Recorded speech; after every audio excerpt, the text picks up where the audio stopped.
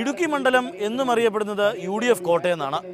എന്നാൽ കഴിഞ്ഞ തവണയാണ് ഇടത് സ്വതന്ത്രനായെത്തിയ ജോയ്സ് ജോർജ് ഇടുക്കിയെ ഇടത്തേക്ക് മറിച്ചത്.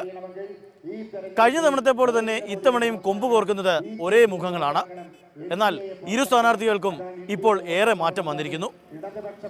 സ്ഥാനാർത്ഥികളുടെ പ്രചരണ ചൂടിലേക്ക് നമുക്ക് പോകാം. ഇടുക്കി ജില്ലയിൽ വോട്ടർമാരെ നേരിൽ കണ്ട് വോട്ട് അഭ്യർത്ഥിക്കണമെങ്കിൽ സ്ഥാനാർത്ഥികൾക്ക് കിലോമീറ്ററുകൾ സഞ്ചരിക്കണം. ഇന്ന് നമ്മളുള്ളത് LDF സ്ഥാനാർത്ഥി ജോയ്സ് ജോർജിനൊപ്പമാണ്. അതിർത്തി പ്രദേശമായ ഇടുക്കി ജില്ലയുടെ അതിർത്തി പ്രദേശമായ നെല്ലാപ്പാറയിൽ നിന്നാണ് ജോയ്സ് ജോർജിന്റെ ഇന്നത്തെ പര്യടനം ആരംഭിക്കുന്നത്. നിങ്ങൾ ഏൽപ്പിച്ച ഉത്തരവാദിത്വം പൂർണ്ണമായ ആത്മാർത്ഥതയോടും സത്യസന്ധതയോടും വിശ്വസ്തയോടും കൂടി നിർവഹിക്കാൻ സാധിച്ചു എന്ന വിശ്വാസത്തോടും ആത്മവിശ്വാസത്തോടും കൂടിയാണ് നിങ്ങളുടെ മുമ്പിൽ നിൽക്കുന്നത്.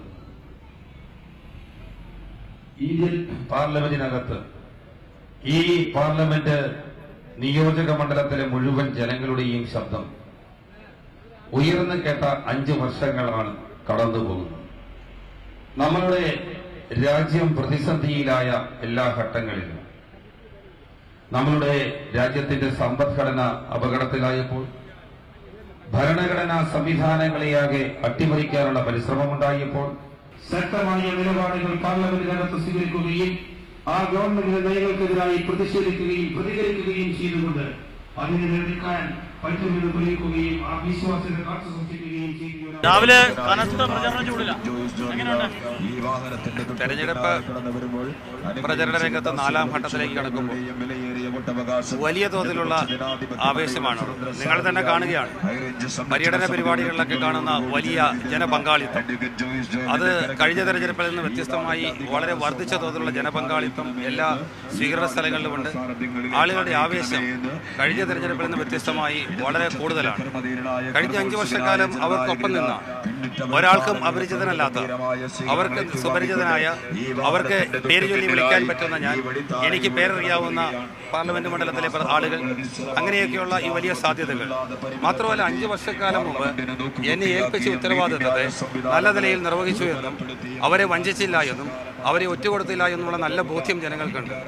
അങ്ങനെയുള്ളത് കൊണ്ട് തന്നെ ഈ തെരഞ്ഞെടുപ്പ് പ്രചരണത്തിന്റെ ചൂട് എന്നുള്ളത് പുറത്ത് വലിയ ചൂട് നടക്കുമ്പോഴും എന്നെ സംബന്ധിച്ചിടത്തോളം ഓരോ സ്വീകരണവും കുളിർമയുള്ള വലിയ അനുഭവമാണ്. അത് വലിയ ആവേശകരമായ ഒരു സാഹചര്യമാണ്. അതുകൊണ്ട് ഒന്നും ക്ഷീണം എന്നൊന്നില്ല, ചൂടെന്നൊന്നില്ല. ഞാൻ തെരഞ്ഞെടുപ്പിന്റെ ആവേശത്തിലാണ്. ഈ ദിവസങ്ങൾ മാത്രമേ ഉള്ളൂ ഇനി പോളിംഗ് ബൂത്തിലേക്ക് എത്താൻ. എങ്ങനെ കാണുന്നു ആ ഒരു ദിവസത്തെ പ്രതീക്ഷയോടെ? തെരഞ്ഞെടുപ്പ് എന്നുള്ളത് വളരെ ചിട്ടയായി കഴിഞ്ഞ 5 വർഷക്കാലം നടത്തിയ പ്രവർത്തനത്തിലൂടെ ജനബന്ധവും ആളുകളുമായി ബന്ധപ്പെട്ട് പ്രവർത്തിച്ചതിന്റെയും ഒക്കെ ഒരു വിലയിരുത്തലായിട്ടാണ് ഞാൻ കാണുന്നത്.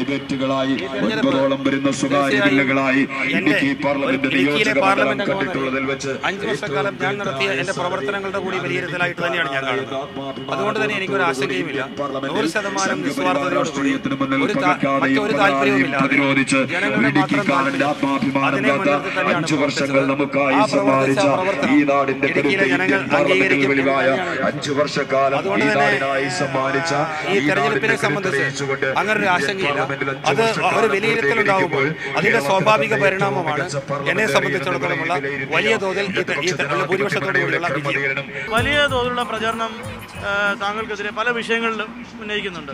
ഇപ്പം നമുക്കറിയാവുന്ന പോലെ ഭൂമി വിഷയത്തിലാണെങ്കിലും മറ്റ് പാർലമെന്റിൽ ഇടപെട്ടു എന്ന് പറയുന്നത് കള്ളപ്രചരണമാണെന്നുള്ള വിഷയങ്ങളൊക്കെ, അത്തരം ആരോപണങ്ങളൊക്കെ ഈ എതിർ സ്ഥാനാർത്ഥി ഉന്നയിക്കുന്നുണ്ട്. അതിനെയൊക്കെ എങ്ങനെ നേരിടുന്നു, എങ്ങനെ കാണുന്നു? അല്ല, അവരത് പറഞ്ഞില്ലെങ്കിൽ അവരെതിർ സ്ഥാനാർത്ഥിയാവില്ലല്ലോ. അപ്പോൾ സ്വാഭാവികമായും അത് അവരുടെ ജോലിയാണ്. പക്ഷേ പാർലമെന്റിൽ ഇടപെടുകയും വികസന പ്രവർത്തനം ഉണ്ടാകുകയും ചെയ്യുന്നത് പബ്ലിക് ഡൊമൈനിലുള്ള കാര്യമാണ്. പാർലമെന്റ് വെബ്സൈറ്റിൽ നോക്കിയാൽ അറിയാം. എല്ലാ നിങ്ങളുടെ മീഡിയ വൺ ഉൾപ്പെടെയുള്ള എല്ലാ ദേശീയ മാധ്യമങ്ങളും എൻ്റെ പാർലമെന്ററി പ്രവർത്തനത്തെ സംബന്ധിച്ച് വിലയിരുത്തിയിട്ടുള്ള വാർത്താ പരിപാടികൾ നടത്തിയിട്ടുണ്ട്. അപ്പോൾ അതിനെ സംബന്ധിച്ച് ഭൂമി വിവാദം അത് വൈരാഗ്യ ബുദ്ധിയോടുകൂടി PT തോമസ് പകയോടുകൂടി നടപ്പിലാക്കുന്ന ഒരാളാണ്. PT തോമസിന്റെ ശിഷ്യൻ എന്ന നിലയ്ക്ക് എൻ്റെ എതിർ സ്ഥാനാർത്ഥി അതിൻ്റെ കൂടെ നിൽക്കുന്നതേ. അത് അവരുടെ പക തീർക്കുന്നതാണ്. അത് അതിനപ്പുറത്തൊന്നുമില്ല. അത് കഴിഞ്ഞ പാർലമെന്റ് തെരഞ്ഞെടുപ്പിൽ ജനങ്ങൾ തള്ളിയതാണ്, എല്ലാവർക്കും അറിയാം. പൂമാലയ്ക്ക് ശേഷം പന്നിമറ്റവും അതിനുശേഷം ഇളം ദേശത്തേക്കും വരുമ്പോൾ ജോയ്സ് ജോർജിന്റെ ഇന്നത്തെ പര്യടനം അവസാനിക്കുകയാണ്. കഴിഞ്ഞ 5 വർഷം മണ്ഡലത്തിൽ നടത്തിയ പ്രവർത്തനങ്ങൾ എടുത്തു പറഞ്ഞാണ് എല്ലാ പ്രചാരണ പോയിന്റുകളിലും ജോയ്സ് ജോർജ് സംസാരിക്കുന്നത്. ഈ ശമ്പളം വേണമെന്നൊക്കെ പറയുന്ന ഏക MP ഞാനായിരുന്നു. വേറെ ആരും അത് പറയാറുമില്ല. തീർച്ചയായിട്ടും നിങ്ങളിപ്പോൾ തന്ന പരാതി അത് ആ തരത്തിൽ തന്നെ പരിശോധിക്കും. അതിനുള്ള പരിഹാരം ഉണ്ടാക്കി തരാം. എന്താണെങ്കിലും നിങ്ങൾ നൽകിയ സ്നേഹോഷ്മളമായ സ്വീകരണത്തിന് നന്ദി പറയുന്നു.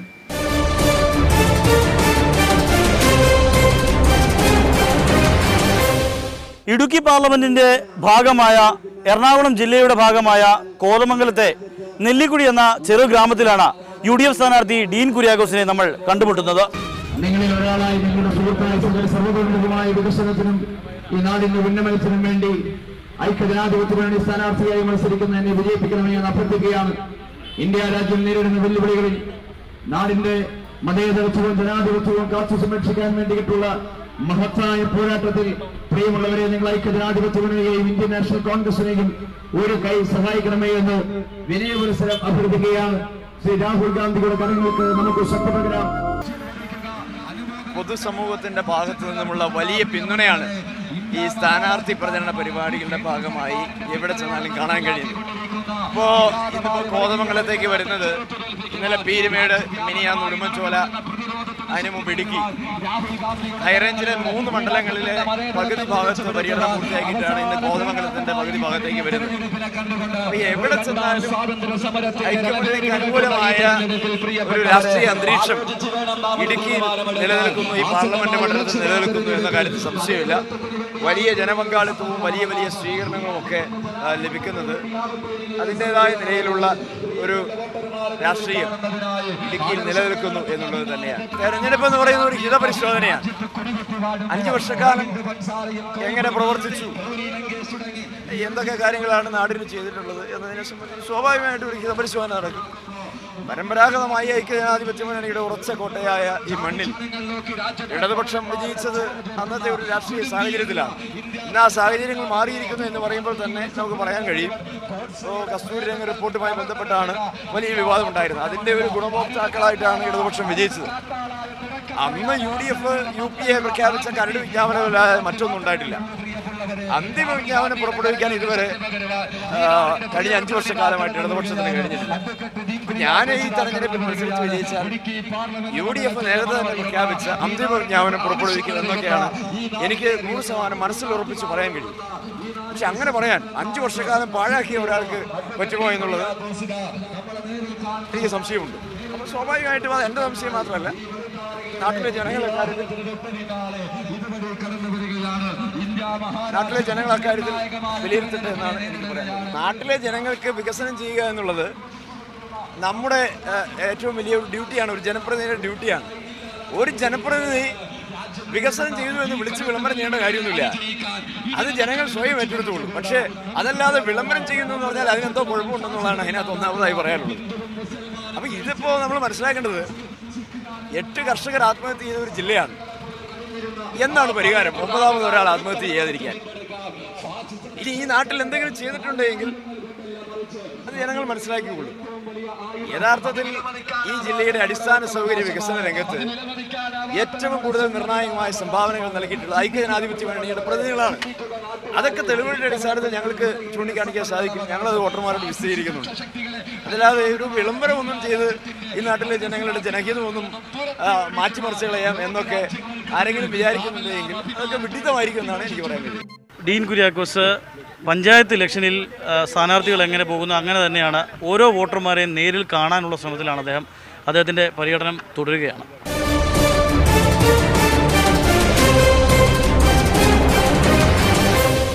ഇടുക്കി മണ്ഡലത്തിൽ BDJS-ഉം കളം നിറഞ്ഞുള്ള പ്രചാരണ പരിപാടികളിലാണ്.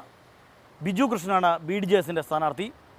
SFIയുടെ മുൻ ജില്ലാ വൈസ് പ്രസിഡന്റായിരുന്ന ബിജു കൃഷ്ണൻ പിന്നീട് SNDP-യുടെ തൊടുപുഴ താലൂക്ക് യൂണിയൻ ജനറൽ സെക്രട്ടറിയായുള്ള പരിചയസമ്പത്തിലാണ് മത്സരരംഗത്തേക്ക് ഇറങ്ങുന്നത്. ഇടുക്കി പാർലമെൻറ്റ് മണ്ഡലത്തിലെ NDA സ്ഥാനാർത്ഥിയായ എനിക്ക് വളരെ വിജയപ്രതീക്ഷയാണ് നിലവിലുള്ളത്.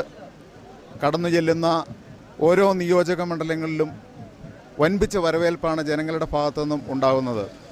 മുമ്പ് ഒരു കാലത്തും ഉണ്ടാകാത്ത തരത്തിലുള്ള ആവേശം ജനങ്ങൾക്കുണ്ട്. അത് നരേന്ദ്രമോദി ഗവൺമെൻറ്റിൻ്റെ സഹായ പദ്ധതികളുടെ ഗുണഭോക്താക്കളാകാം, സംസ്ഥാന ഗവൺമെൻറ്റിനോടുള്ള എതിർപ്പ് കൊണ്ടാകാം, ഈ ഇടുക്കി മണ്ഡലത്തിൻ്റെ പിന്നോക്ക അവസ്ഥയ്ക്ക് പരിഹാരം കാണുവാൻ ശക്തമായ കേന്ദ്ര ഗവൺമെൻറ്റിൻ്റെ നരേന്ദ്രമോദിജിയുടെ തുടർ ഭരണത്തിലൂടെ കഴിയുമെന്നുള്ള ജനങ്ങളുടെ ആത്മവിശ്വാസമാകാം. ഏതായാലും ഈ തെരഞ്ഞെടുപ്പ് രംഗത്ത് NDA സ്ഥാനാർത്ഥി വൻപിച്ച മുന്നേറ്റമാണ് ഇടുക്കി പാർലമെൻറ്റ് മണ്ഡലം ആകമാനം ഉണ്ടായിക്കൊണ്ടിരിക്കുന്നത്. വിശ്വാസത്തിനും ആചാരാനുഷ്ഠാനങ്ങൾക്കുമെതിരെ സംസ്ഥാന ഗവൺമെൻറ് കൈക്കൊണ്ട ക്രൂരമായ അഭിമാന ക്ഷതത്തിന് ഒതുങ്ങുന്ന തരത്തിലുള്ള പ്രവർത്തനങ്ങൾ നടത്തിയതിൽ വിശ്വാസി സമൂഹം വളരെ വേദന അനുഭവിക്കുന്നുണ്ട്. അവരുടെ ശക്തമായ പ്രതിഷേധം വോട്ടുകളായി മാറുമെന്നാണ് പ്രതീക്ഷിക്കുന്നത്. ഇടുക്കി മണ്ഡലത്തിൽ പ്രചാരണ പരിപാടികൾ അതിൻ്റെ കൊടുമുടിയിലാണ്. ഒന്നുറപ്പാണ്, ഇടുക്കിയുടെ രാഷ്ട്രീയ മണ്ഡലത്തിൽ ആര് വീണാലും ആര് വാണാലും അതൊരു ചരിത്രമായി മാറും.